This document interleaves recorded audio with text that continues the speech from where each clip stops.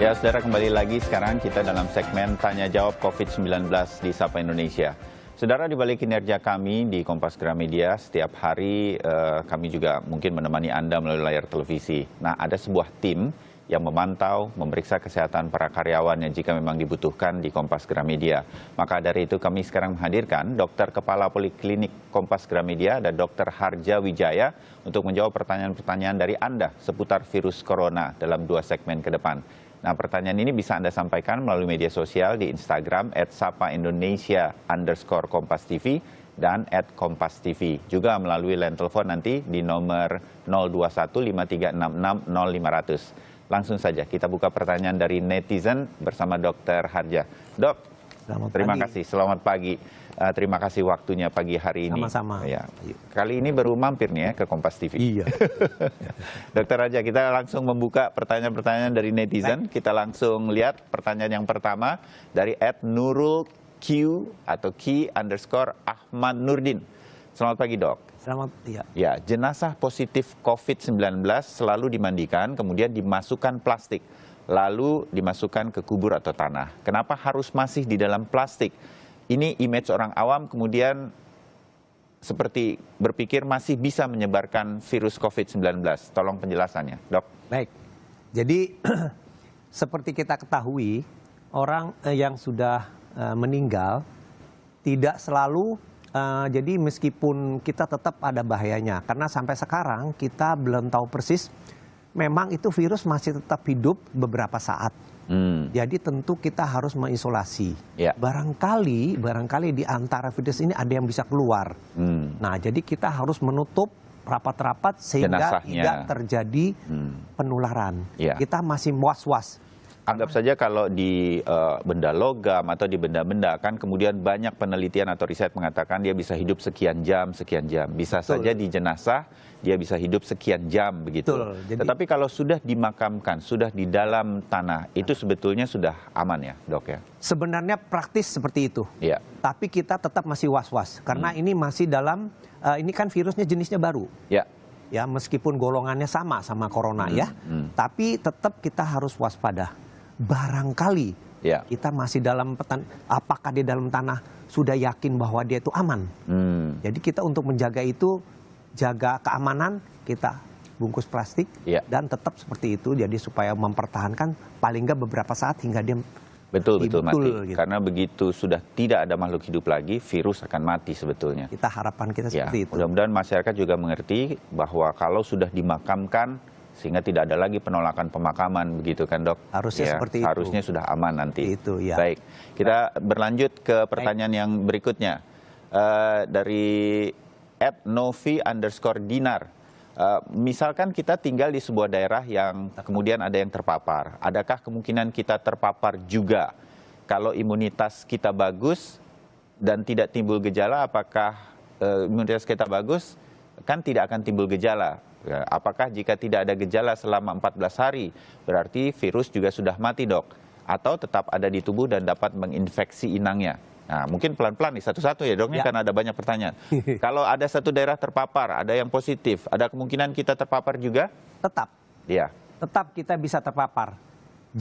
Maka dari itu kita tetap harus mengisolasi diri. Ya. Ya, dalam arti kata kemungkinan kita kemasukan tanpa kita sadar. Ya, mungkin di sini RT RW yang berpengaruh. Betul. Kalau ada satu rumah di mana ada anggota keluarganya yang terpapar positif, sama-sama membantu isolasi dari keluarganya yang lain. Itu penting. Itu penting. Kitanya sendiri jangan tetap jaga jarak dalam Jaga membantu, begitu. Betul, karena ya. itu kan dalam 14 hari masa inkubasi itu masih bisa. Ya. Kita bisa kemasukan virus tanpa kita tahu, Betul. tanpa kita tahu ada gejala. Dan kita tidak punya gejalanya. Tidak mesti ya. kita ada gejala, tapi tergantung daya tahan tubuh kita. Nah, maka menjawab yang kedua, kalau imunitas kita bagus kan kita bisa tidak timbul gejala atau tidak terpapar. Saya Betul. rasa iya, itu yang kita jaga betul. Betul, itu yang harus dijaga.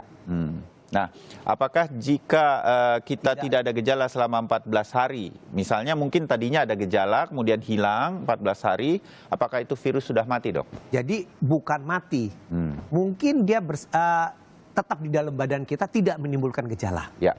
Jadi kita tetap harus waspada. Meskipun setelah 14 hari kita diisolasi, berarti kita relatif gejala itu tidak terjadi. Ya. Tapi virus itu mungkin masih tetap di dalam badan. Yang kita sebut pembawa virus. Oke. Kita tidak ada gejala, tapi suatu saat di mana keadaan kita, daya tahan tubuh kita menurun, dia akan relapse, kambuh lagi.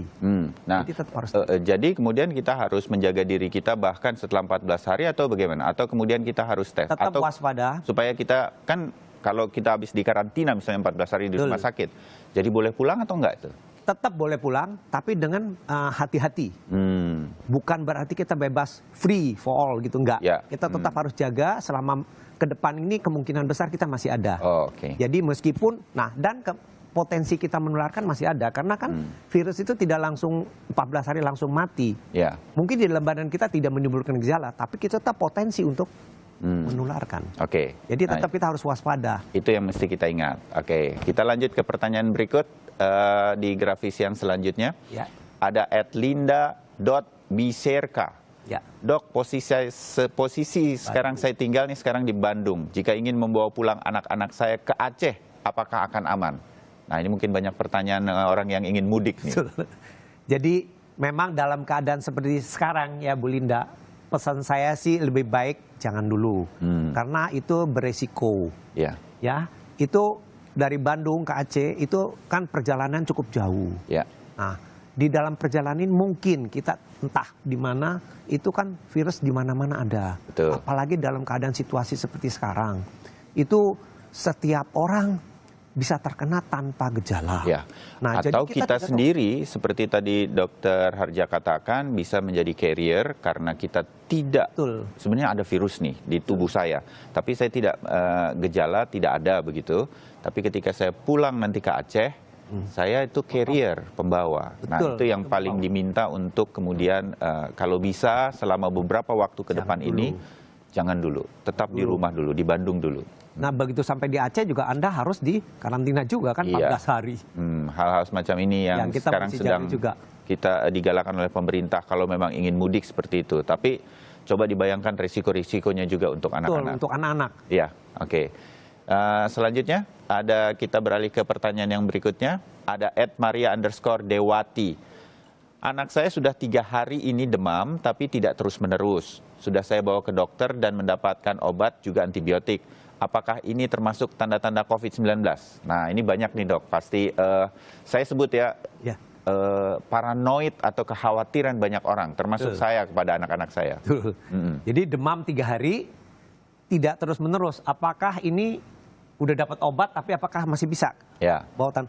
Jadi tidak semua demam itu ke arah COVID. Ya. Jadi itu yang kita mesti pegang. Karena banyak sekali penyakit-penyakit itu diawali dengan demam. Nah, jadi dengan demam kan ada urutan-urutan gejala. Ya. Jadi kalau COVID kan biasanya demam, batuk, lalu setelah beberapa saat timbul sesak. Nah, itu yang kita khawatir. Ya. Nah, selama beberapa hari ini demam, batuk tentu kita harus obati. Setelah kita obati kita observasi. Ya. Apakah ini gejala ini berlanjut atau enggak? Tapi kalau dia gejala yang berlanjut, tentu kita harus lakukan pemeriksaan lebih lanjut. Contohnya kita periksa lab, Ya. darah, rongsen kalau perlu X-ray. Nah, dari situ kita bisa menilai bahwa apakah ini ada tanda-tanda ke arah sana. Kalau itu tidak ada, ya sudah. Berarti kita tetap waspada, bukan kita boleh seenaknya, kita tetap waspada. Karena di sekeliling kita yang ada. Pada saat-saat masa seperti itu, kemungkinan besar kita juga tertular kemudian, bukan pada saat ini. Jadi mungkin nyusul gitu loh. Nah, jadi kita tetap harus waspada, jaga kondisi. Tidak semua demam terus dibilangnya COVID. Oke. Jadi kita tetap harus jaga. Kita berharap nih anaknya Mbak Maria ini Sudah. kemudian setelah mendapatkan obat dan antibiotik menurun demamnya, menurun batuknya. Nah, itu berarti bukan selesai. COVID. Ya, bukan COVID. Oke, mudah-mudahan yang Ya. terjadi demikian. Selanjutnya ada lagi pertanyaan yang bisa kita jawab. Ada Dilan Raiza.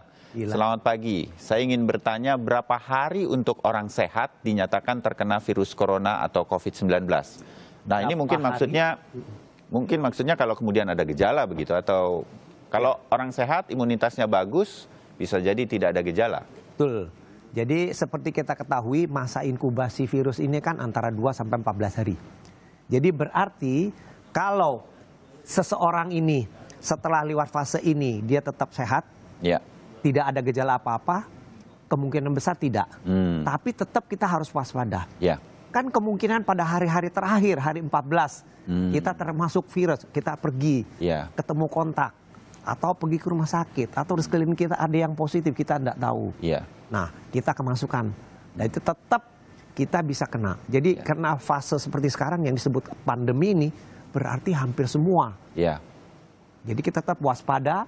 Nah, kalau dinyatakan bahwa apa kita terkena, itu kita susah menilai, tapi kita bisa nilai dari gejala. Kalau selama 14 hari tidak ada gejala, ya kita bisa anggap cukup baik, tapi tetap waspada. Karena setelah itu kita tidak tahu. Hari ke-14 contohnya, bisa aja kita terkena lagi.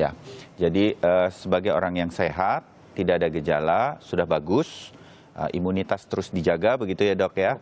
Tapi begitu ada simptom-simptom atau gejala-gejala demam dan lain-lain, kemudian bisa waspada. Betul. Memantau beberapa hari. Kalau makin memburuk bisa ke dokter dan lain-lain. Tetap harus diperiksa. Kira-kira hal-hal semacam ini yang kemudian harus menjadi kewaspadaan kita semua. Kita harus tetap waspada. Fase-fase ini seperti ini. Dokter Harja, nanti kita jawab lagi beberapa pertanyaan yang masih ada, juga termasuk membuka line telepon untuk Anda yang ingin bertanya langsung kepada Dokter Harja Wijaya di studio kami. Tetap bersama kami, usai jeda kami kembali.